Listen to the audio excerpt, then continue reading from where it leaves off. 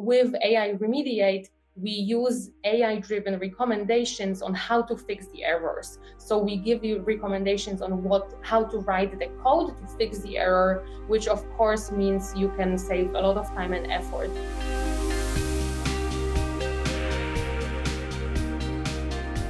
All right, everyone. Welcome back to the Lessons for Tomorrow podcast, the motivational poster in your ear. I'm your guest host, Nick Goodrum, Director of Accessibility at AmericanEagle.com. In this episode, we're going to dive into AI and accessibility. To discuss this, I'm joined by our special guest from Siteimprove, Izabela Misiorny. And then we also have from AmericanEagle.com our very own Norbert Rum. So let's dive into a little bit of history of both of you. I want to, your audience would love to know a little bit more about yourself. So Isa, can you tell us a little bit more about your history and how you're in this space? Yeah, hi. My name is Izabela, and I'm the Chief Marketing Officer at Siteimprove, and I'm excited to be on the podcast.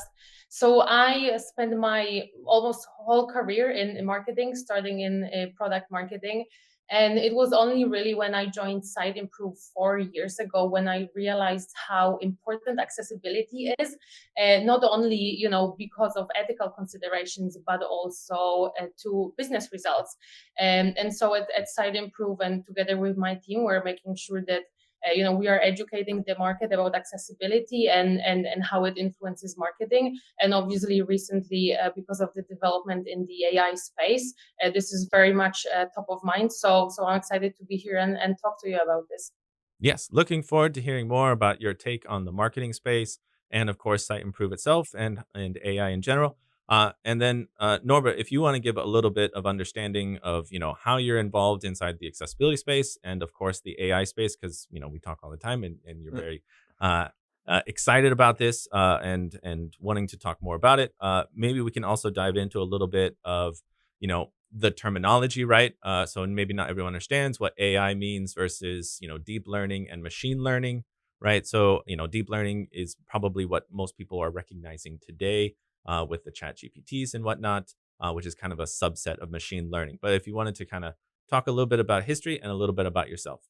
My name is Norbert Rum. I've been with AE for a couple of years now, I think 3 years. I've been in the accessibility industry for over a decade, and also helped create a community around accessibility as well. For me, the AI or the whole layers of AI, Yeah. there's a difference between the three layers: artificial intelligence, machine learning, and deep learning. What we're using now, like ChatGPT and these other great tools, they're in the next level. They're the new it. Yeah. And the difference between that and what we've seen in, let's say, Netflix is Netflix uses behavior machine learning. You tell it to, if a certain user does this, a certain user does this, recommend this. That's different from what ChatGPT does. ChatGPT engulfs much more data and starts pushing everything together from the data knowledge it has, and it's skimming, which is incredible what it's doing. The thing with AI, it's been around. It's not new. We just started hearing about it in 2021, 2022, end of 2021, but it's been around for over 50 years. So the difference is the technology is finally caught up to where we're now using it on a daily basis. When Amazon created Alexa and Apple Siri and these other tools, and OK Google, for example, these been around for over almost 10 years, right? 2016, 2015, they came out, and practically over a decade ago. They're not as smart as what we're seeing now. But this is what's happening. We're going through a new phase of technology. When in 92, it was the internet first came out. And that was a new road where we're on. We've never, ever seen before. Then the internet phone, the iPhone, another new road. then the social media, another new road, and now we're on AI, which is the new road that we're on a path that we kind of know where we're going, but we don't. Yeah, no. And so Norbert was recently on a webinar with Yeah. actually Siteimprove as well, with Christina from Siteimprove. And they were kind of diving into kind of this history, some of the knowledge of it. So if you do happen to, or you were able to listen in, he dove in a bit deeper onto the different types. Yeah. But there's a lot of misconceptions. There's a lot of misunderstanding, and still, it's like you said, it's new in the space. So, Isa, like, are you seeing from potential clients? You're seeing in the space itself. Since you've been interacting with Siteimprove, what are some of the areas that you're seeing in like the marketing side that maybe there's misconceptions or people don't fully understand how to use the tech right now? Like, what are you kind of seeing in the industry?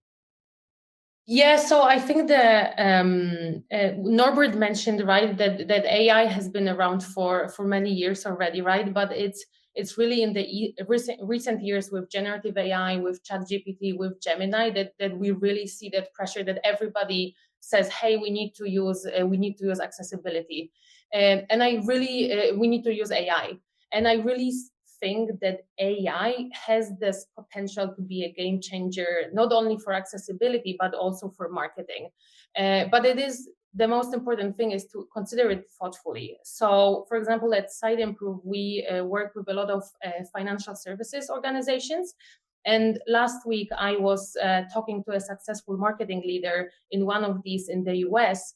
And the first thing she asked me was, how do I help my team and organization use AI in a way that is both productive and ethical?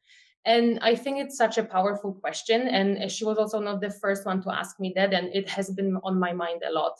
And I think in that sense, AI in accessibility context is kind of the same as AI in all other fields. So using it for marketing or customer service or productivity, you name it, right? AI can amplify our efforts, but not fully replace them. And I think that is the key to understanding how we work with AI.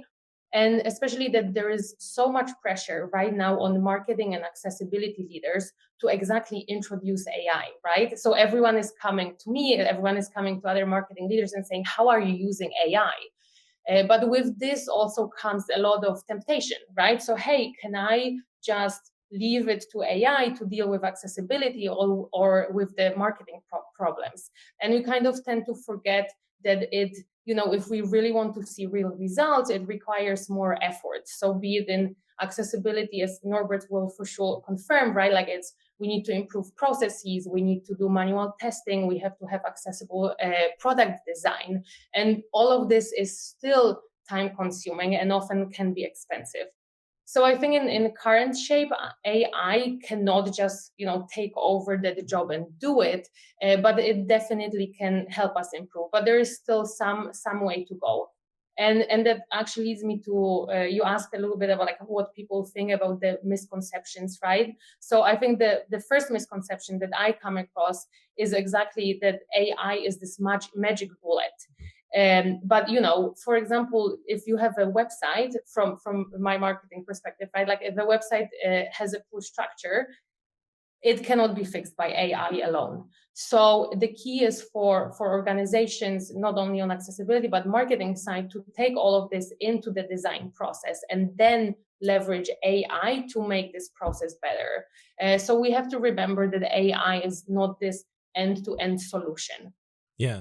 No, and I think you're touching on an important part, which is, if some places have smaller teams, and there's like, oh, I can just push it off onto the AI instances onto these machine learning systems and whatnot, and be like, okay, they'll do it. But there are major problems with that, because it's okay. Well, a lot of times you don't even know how it's producing the results. Like I remember Norbert, when we were looking at even with like ChatGPT in like 3.5 form and whatnot back in the day. And it was even kind of asking questions of like, okay, how many criteria of like A and double A are in WCAG? And once you started asking enough questions, it actually got it wrong. It started to hallucinate and actually got wrong information. And so if you're not skilled and you don't have the skill sets, right, and you just say, hey, I will blindly follow that AI and whatever it tells me, you may actually end up with incorrect information. You may end up with um, poor practices. We even Hmm. had them do tasks like, okay, well, create a tab list, right? Create a bunch of tabs on a page, and it was like, okay, great. It only works for mouse users. Okay, now we got to tell it to, okay, now you got to use keyboard, and then it goes, no, it still doesn't have all the screen reader needs and all the other assistive technology. Hmm. And so it's pretty much you just had to keep guiding it and guiding it and guiding it. But most users, right, Isa yourself, where you're like, these teams are, how do I just use it? And okay, well, if you don't have the Mhm. skill sets, right, if you don't have the skill sets and you don't have the designers and the developers and the specialists and you don't have marketing experts and you don't have SEO experts involved in the process, what you may end up with is a really bad first draft of whatever it is, because it's missing so many elements that are crucial to it. And so that's why it's more, thinking of it almost like a co-pilot of sorts. So that's why, like you said, it's probably not going to be replacing jobs. It's going to be more about how that job, how that person is going to incorporate that to make it a little bit more efficient, but still they're the guiding aspect to it. Um, but I love that you brought it up. I actually use ChatGPT 4 yes, almost every day. Hmm. But exactly to your point, it's just a starting point for me to maybe get some ideas flowing, right? To get a project started. But I even usually also try to ask it for references, right? And say, hey, give me some statistics, right? And give me references to it. And it has never given me a correct reference. So we exactly have to be careful. And then for us as leaders, right, it's also imperative that, exactly as you mentioned, we train the teams to be conscious about how these models work, right, and what are the pitfalls and how we can rectify them, and exactly making sure that we have the expertise on the team to verify what comes out of this.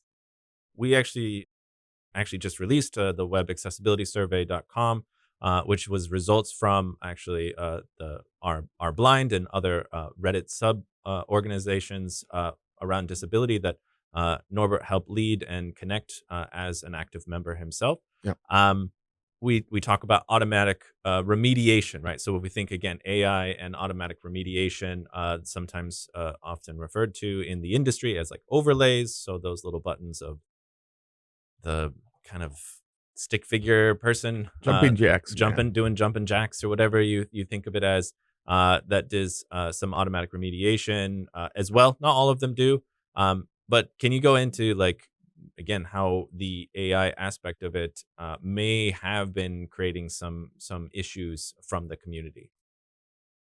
It's not a fix all.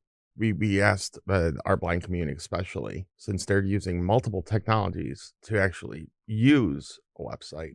So they're using a screen reader, they're using audio, and if an overlay is on the website, for example, some of these overlays had caused computers to either crash because they're overloading the machine or overloading the browser to run out of memory, for example. Yeah, That's one issue. The other one is they're providing tools to a user, for example, a user that's not using a screen reader but is visually impaired to in highlight. So there's too much light, they need it. The dark mode, for example, it'll overextend yeah, the powers to it. The thing is, it's trying to fix things that might not even be broken. So focus outlines are not visible. Um, keyboard support might not be visible, or it, take a page and make it completely unusable. yeah.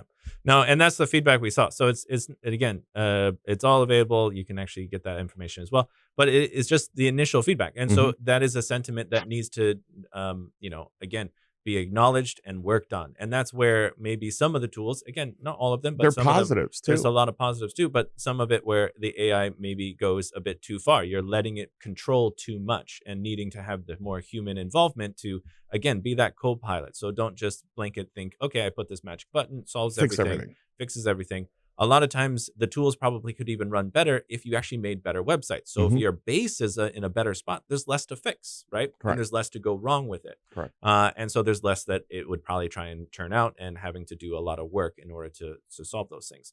So that's where it's again thinking again as that co-pilot aspect. And so having that human involvement is still necessary. And so that was the sentiment we kind of saw over time. And so we're interested to see how that, how other products and service are then trying to incorporate AI, but within, with that grain of salt of like, okay, don't just run with it and be, acknowledgeable of It it. could be a helping hand. Yeah. It help you through the process of making a site accessible, not directing and grabbing your hand and pulling you through it. Yeah, because like machine learning and aspects like that actually been really helpful for accessibility as a whole. Like if you think about even back in the day and Hmm. over to today, where OCR, right, Hmm. optical character recognition, where okay, that's why we have digital libraries today, right? But it was also to make sure that people that are blind can actually access this content, right? Then you also think of transcripts and having automatic generated Captions. captions. That's all AI. There's still, it's getting It's not better. perfect. It's not perfect. And that's why you still have that human involvement. You review the captions, you review the information. Um, so then, okay, so there's many different approaches to this. And so Isa, like, I'd be curious on your stance and your company's stance then on, what are you doing and how are you incorporating AI into your products, right? So, we've talked, I've seen the tool, we've interacted a little bit, but to kind of give a sense of how you're approaching this. Yes, so we've been very thoughtful about how we use AI and especially generative AI, because I think exactly to your point earlier today, right? Like the biggest um, selling point for all these new companies coming out in the market, right? Saying, hey, it's a fully AI powered accessibility solution. It's kind of they usually advertise themselves, so you can stop thinking about accessibility, we do it for you. And I think that's the biggest red flag, right? That someone is trying to outsource that responsibility, when to be truly accessible, you need that human involvement, as you mentioned. So at Siteimprove, we've been working with AI and machine learning for many years already. As Norbert mentioned, it has been around on the market for many years, although previously it was a bit less visible and really before AI was so trendy. So, for example, one of the things we have in the product, it's called page sections, where we use an algorithm to find and recognize sections of repeated content across multiple pages, and then analyze which section type, so it might be a header or a footer or metadata, that content belongs to. So then you have users who can focus on these page sections that have the biggest impact on user experience and on their results. So that's kind of what is happening in the background in our product. But what I'm particularly excited about is that recently we also released two capabilities that are directly linked to generative AI. So last year we released AI Generate, which is a website content optimizer integrated into the SEO workflow. We know that there is a super important link between accessibility and SEO, because Mhm. it has to do with exactly the clarity of your content, the organization of your content. And AI Generate allows marketers to leverage that speed and flexibility that you get from AI to create content that is on brand and SEO optimized already in your workflow. So of course it means you do it in fraction of the time and resources. And we already have customers successfully using AI Generate. So, for example, Marissa is a digital content manager at a Mayo Clinic, and she has been using this capability with her team and told us that thanks to this tool, her team can optimize the most important SEO pages quicker and improve the overall satisfaction in their work across the team. So we're always happy to hear these great customer stories, right? Because that's exactly the point of using AI responsibly. For me also, when we released that feature, I was in visiting different customers in Australia, and for them the first question, right, especially in government sector at Mhm. universities, the first question was always, are we making sure, right, that we are not publishing data or using data that is proprietary, right? So we are not exposing this sensitive data externally. That's why, whenever we release something at Siteimprove, we make sure that all these considerations are taken into account. And the other release that we had earlier this year was AI Remediate, which is a continuation of AI Generate, but now it's applied to code suggestions. I am excited about this one also because we are actually addressing the needs of web operations teams who are key to having a well-functioning website. So we've been working with WebOps teams at Siteimprove for almost 2 decades. And one of the challenges that always remains constant was how much time they need to spend on figuring out how to fix the accessibility issues and errors. And that, of course, makes them usually more reactive than proactive, right? Because you spend time figuring out, okay, how do I fix it? I know it's a problem. How can I fix it? So with AI Remediate, we use AI-driven recommendations on how to fix the errors. So we give you recommendations on how to write the code to fix the error, which of course means you can save a lot of time and effort. We actually already started testing the results, and we are looking at potential 25, I believe, percent reduction in accessibility team workload. So there is a lot of gained time and effort, right, that then that team can use to think more creatively about how to improve accessibility in other sections, or just make sure that the content is performing, the content is better looking for the target audiences. Yeah, and actually, on that topic of like, okay, getting the right information, you know, uh, is the same issue that we interact with, our clients, and then also when we get even, from outside sources to say, hey, here's feedback. It is that as developers, it's okay. Hey, just add alt text to this image, and like it's not that simple because this image is coming in from multiple different locations, and it's also has like a JavaScript layer, and there's these other aspects to keep in mind. So just simply saying, oh, just add alt, so like in a React framework or something along those lines for like a single page application type of framework, it may not always be as simple as I can just add an alt attribute because it's more about the properties and everything within the code itself.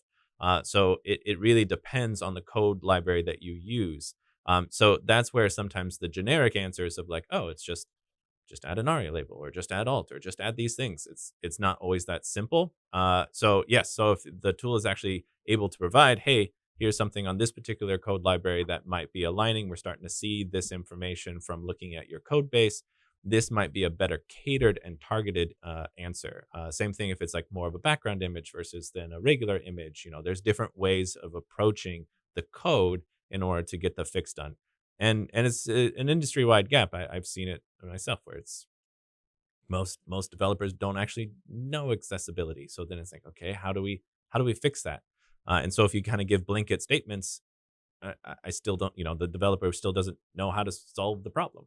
Um, when we look at things like there's even Microsoft Copilot and there's these Hmm. other code systems, they even say it's like, okay, we got a certain percentage right, but that doesn't mean you're 100% right.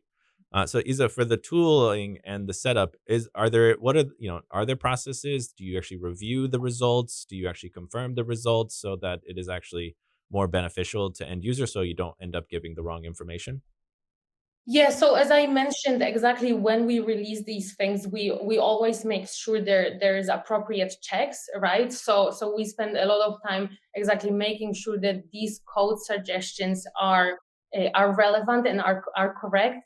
I think one of of our value promises at Siteimprove is exactly simplifying that complexity, and that's exactly what you talked about. Unless you work in accessibility, right, and know exactly like how complex that field is, you don't realize that there is so many different facets to it. So what we try to do is exactly make sure we simplify it. We give the right contextual suggestions so you can achieve your results faster. Okay, great. No, and that's that is going to be a hot topic over the next couple of years. Probably is okay. Code bases. How do we do that? And again, do you just want AI to go run with the code base? Probably not. Again, you're probably going to want to have something to help be that kind of. And again, the Copilot or someone running alongside being kind of the task manager, and you are the one overseeing it. So then, Norbert, on your take, right, over what you've been seeing over the past couple years, and then what you see into probably a little bit into the future aspects. How do you feel AI is going to be incorporated more, both on the accessibility side and then also just in general? I think people are going to start understanding and using its power to provide a better feedback, a response back to first developers to understand this is maybe something you're missing in your when you're going through an accessibility task. Um, Code developers might not think of keyboard users or screen reader users as much as we do because we're accessibility experts, but the uh, AI will probably help provide more information on, hey, look out for this type of issue in the future. It's there already somewhat, but through the years, it might be more beneficial for users to get a better understanding of and uh, progress through using AI and accessibility. Yeah, and so kind of on that future aspect, I think it should be clear right now that all these tools are very good generally at one type of task. Generalized. They're well, yeah. Right now, it's okay. You can like there are ones that are really good at creating imagery or creating off of prompts or recognizing imagery and creating information from that. But it's not like you can take that same tool and just go, okay, I'm gonna Start working on development. start working on development. So, and the same thing, there's only ones that are focused just on development, and so very code centric. Um, are you seeing any signs of more generalized instances, or is it still too early? I think it's still too early, and maybe in the next year. We really don't know because this is a we're on the new path. Yeah, But hopefully, within the next year or two, we might see a little bit more of one system that might be taking multiple steps. But right now, they're all grouped into their own little sections. The Stability AI and Midjourney are in imagery. Copilot is in its development code, and then you have ChatGPT, kind of general knowledge of everything to a point, but nothing that could do it all. Uh, And there's right now we don't have that. and then Isa, you're talking about privacy, security aspects like that. Um, as overseeing a product and probably the international aspects, are you seeing any signs of, okay, maybe there's more pushback because of the privacy or security concerns? Is there anything that you're kind of seeing in regulations, or, and again, you may not know it, it's just more like curiosity as a product, as you get all types of audience members like you were talking about. Um, are you seeing signs of pushback, or is it still fairly go, go, go? I think we see both. It really depends on the regulation, right? So I'm actually based in Europe, right? There is a lot of talk in Europe exactly on regulating AI and how AI can be used. So for us at Siteimprove as a global company, it's important to take these considerations into account. But I don't think it will be actually slowing the development of AI and the field. And as Norb mentioned, right, like the rate of change is absolutely almost incomprehensible, right? But we know there is these limitations coming from privacy exactly and security. But it's for us, that's why we need human expertise to actually figure out how do we take that into account, right? Like how do we work around this box while not slowing down the development of AI? So I don't think it will be slowed down, but I think it's up to us to exactly make sure that we are using it responsibly. But you asked also about examples, and we see some organizations being very hesitant exactly to start using AI because they are afraid of privacy. So there is a balance to be found there, because if you are not experimenting with AI now, you will be left behind probably sooner than you think. So it is important for us to define the rules, and exactly if I'm using it with my marketing team, I have to make sure they know that they are not uploading sensitive customer Yeah. data, right? That they are not breaking any regulations. But that's exactly, we still need that human element to use AI in a way that helps the business, but also exactly doesn't break any rules and actually doesn't encroach on this like human aspect. Yeah, and it's kind of getting at so centralized AI systems, right? And that's what most people are using, or because they may not know all the different options and features available. And it's also processing power, right? A lot of times it's not like your um, maybe small server rack that you might have for a small company can really handle all of the processing of data. Is yeah, that hesitance to say, yeah, just go upload individual's medical history or something like that to chat gpt. It's like, no, that's a dangerous path, because that is outside of your control. So Hmm. I could also see some growth in kind of the decentralized aspects where, okay, you can have your own system that's, in a sense, on your own platform, systems, tools that are then trained on your own system, rather than saying this is a global area. And so that may be how they kind of get around some of the limitations of, okay, security and privacy aspects, because it's just trained on your own system, contained within your own system, rather than, okay, this is the same tool that every person uses, and thus the data is questionable on where that goes. Yeah, you could set up its own lessons. It knows a certain type of rules, and it stays within your own organization. It doesn't leave and grab data from other organizations. It keeps it inside one. So there's tools like that already. Yeah, it's just more, but most people aren't aware of it. So it's like, I think you'll see a continued growth, because right now it's just everyone putting in all types of sensitive data, I'm sure, even though they tell you, please don't put in that information. But yes, there's probably a fair amount of this right now. And then getting that centralized. And then same thing with you were saying on your platform, you have, ethics, and you have privacy, you have security, you have all these considerations in mind. And so for those AI tools that are being pulled into the different products, it's good to hear that companies are actually considering that, because that is going to be very important. I think one last remark on having your own kind of company language models, right, or tools. Hmm. I do think on one hand people don't know, and on the other hand, it's also a certain investment, right? Yeah. So it's an investment of money and also of time. You need to have people who actually know how to do it, right? Yes. But I do think, talking about the future, it will become more and more important, especially for brands, right? On one hand, exactly because of accessibility, but on the other hand, how your brand is expressed in the market. If you have your own model, right, you can train it on your tone of voice, on what imagery you are using, and all these elements that contribute to how your brand shows up in the market. All right. No, all good points, all good information. Hopefully, everyone learned a little bit today. So I want to thank Isa. I want to thank Norbert for joining in, being able to talk through this. Again, we could, usually with my podcasts, when I jump in and whatnot, it ends up almost being like 2-3 episodes, because it's a maybe I'm long-winded. We'll find out. But no, it's always because they're very interesting topics, and then we can talk to no end on this. So I appreciate everyone listening in. And with that, I am your guest host, Nick Goodrum.